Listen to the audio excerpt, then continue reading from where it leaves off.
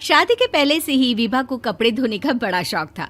कभी नल के नीचे तो कभी तालाब के पास। अरे मेरी नीली वाली लुंगी नहीं दिख रही है। विभा की अम्मा, कहाँ रखी है लुंगी? अरे वो तो विभा ने परसों ही धोकर रखी थी आपकी अलमारी में, देखो वहीं होगी। वो ना मैंने आज धो दी, मुझे लगा कि गंदी हो गई होगी। अरे कैसे गंदी हो गई थी? उसे तो मैंने पहना भी नहीं। हे भगवान, इस लड़की के कपड़े धोने की आदत से परेशान हो गया हूँ मैं। जितना तो घर में राशन नहीं आता, उससे कहीं ज्यादा डिटर्जेंट पाउडर का खर्चा है। इसकी शादी करवा दो, शादी जाए अपने घर में ही करे काम, फिर चाहे घर के कपड़े धोने हो या पूरे गांव के। हाँ ठीक बोल रही हो, देखता हूँ मैं कोई लड़का। वो दिन भी आ जाता है जब विभा को देखने लड़के वाले आ जाते हैं। लड़की मुझे अच्छी लगी। होने वाली सास कहती है, बेटी अगर कुछ पूछना है तो पूछ लो। वैसे तो हमारी लड़की बहुत ही शर्मीली है, जो बोल दो वो मान लेती है, इसे क्या पूछना होगा। अरे कैसी बात कर रही हो माँ, मुझे इन लोगों के घर रहना है, सवाल तो कई है। हाँ हाँ बेटा, पूछ लो ना, क्या पूछना है। आप लोगों के घर कपड़े कौन धोता है? सास का मुंह बन जाता है।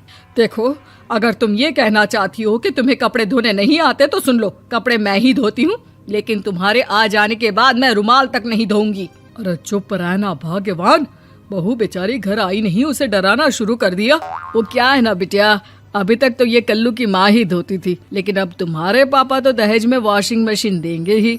तभी विभा की माँ बोल पड़ती है, सवाल भी पूछा तो क्या। वैसे भाई साहब, मशीन की तो फिर भी कपड़े धोने की कैपेसिटी होती है। मतलब जो बिटिया दे रहे हैं ना विभा, इसे कपड़े धोने का बहुत शौक है। ये आप लोगों के क्या, आस पड़ोस गांव मोहल्ले सबके कपड़े धो दे और उफ तक ना करे।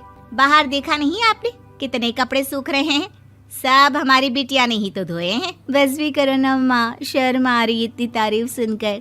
और तो और एक दाग निकाल कर दिखाओ तो मान जाओ। हाँ अच्छा अच्छा, माफ करना बेटा, मैंने गलत समझा।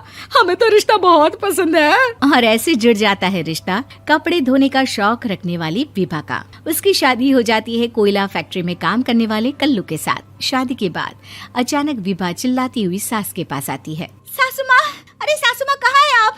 ये तो धोखा है, धोखा दिया आप लोगों ने मुझे। इसे ससुर के चक्कर के बारे में पता चल गया। अरे तो उसमें तुझे क्यों धोखा मिला है? अरे नल में पानी नहीं आता, कपड़े कैसे कब धुलेंगे? अच्छा अच्छा, तू पानी नहीं आ रहा उसकी बात कर रही है। तो आपने क्या सोचा? कुछ नहीं। अच्छा, तेरी माँ ने कहा था कि कपड़े धोने का शौक है तुझे, याद आया मुझे। शौक शौक बोलकर कपड़े धोने वाले मेरे जुनून को कम ना आके सासू माँ, कपड़ा धोना मेरा गुरूर है। तभी पति भी वहाँ आ जाता है। अभी अभी मैंने इसे सनी देओल की फिल्म दिखाई है, उसी के डायलॉग मार रही है माँ। अच्छा सुन, साफ साफ बता रही हूँ, पानी सुबह 4 से 6 और शाम को 10 से 12 आता है, समझी? विभा टाइमिंग सुनकर हैरान हो जाती है। ये क्या भूतों का मोहल्ला है? सुबह 4 बजे उठकर कौन कपड़े धोता है? 4 बजे टंकी में पानी जाता है, फिर सारा दिन धोना ना, किसने मना किया? अरे कैसी बात कर रही हैं? 200 लीटर की टंकी में कितने कपड़े धो लूंगी मैं? सुबह ही उठ जाऊंगी मैं। अब क्या था, विभा सुबह 4 से लेकर रात के 12 बजे तक कपड़े ही धोती रहती। एक रोज सास पड़ोस से निकलकर कहीं जा रही होती है कि साथ वाली कहती है, हाँ कल्लू की माँ, जरा ये बताओ कि 2 साड़ी है, 2 ब्लाउज और एक पेटीकोट और एक नाड़े वाला लंबा कच्छा। हाँ तो? अरे तो क्या, कितना लोगी धुलाई ये बताओ। धोबन दिख रहे हैं हम क्या? हमारे पति सरकारी नौकरी से अभी अभी रिटायर हुए हैं और बेटा सुपरवाइजर है कोयला फैक्ट्री में। धोबन समझ रखा है हमें? हाय रे कल्लू की अम्मा, माफ कर दो, वो तो मोहल्ले में यही सब बता रहे थे कि तुमने बहू को कपड़ा धुलवाने के काम में लगा दिया है। सास को पड़ोसन की बात सुनकर गुस्सा आ जाता है। वो घर पहुंचती है जहां घर के बाहर ही इतने सारे कपड़े सूख रहे होते हैं जितने कि किसी धोबन के घर पर। अरे ओ कल्लू की दुल्हन, बाहर निकल। माँ जी यहीं आ जाओ, बाथरूम में चादर धो रहे हैं हम। अरे अभी हम धोते हैं, तुमको बाहर निकलो। ये आस पड़ोस वाले बोल रहे हैं कि हम बहू से कपड़े धुलवा धुलवा कर उसे कपड़ा धोने वाली बना दिए हैं। अरे छोड़ो ना माँ जी, किन लोगों की बातों में आती हो? आस पास के लोगों का तो काम ही होता है कि वो किसी तरह सास बहू को लड़ा दे। बहू सारे घर के कपड़े धोती है, ये क्या कम है? बोलिए। सास को भी लग जाता है कि वो बहू का ये सनकीपन नहीं छुड़वा सकती, इससे अच्छा है कि खुद ही चुप हो जाए।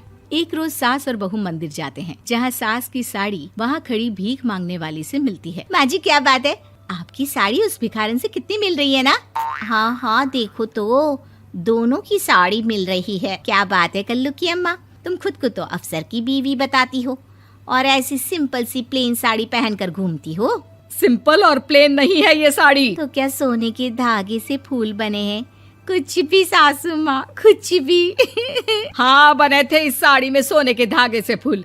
मेरे पति लेकर आए थे मद्रास से स्पेशली मेरे लिए 10,000 की। ताहे भाई साहब इस भिखारन के लिए भी सेम टू सेम साड़ी लेकर आए होंगे 10,000 की।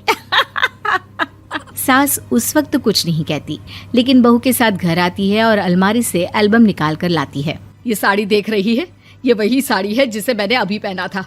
इस साड़ी में ये जो चमकदार फूल दिख रहे हैं ना, ये सोने के धागों से काढ़े गए हैं। लेकिन तू लोकल वॉशिंग मशीन ब्रश से घिस घिस कर सारे फूलों को निकाल कर साड़ी प्लेन कर दी। मुझे माफ कर दीजिए सासू माँ। और तो और, जब मैंने तुझे तेरी गलती के लिए कुछ नहीं कहा, लेकिन तूने तो सबके सामने मेरा मजाक ही बना दिया। क्यों? बहू को समझ में आ जाता है कि अब से उसका कपड़े धोना बंद।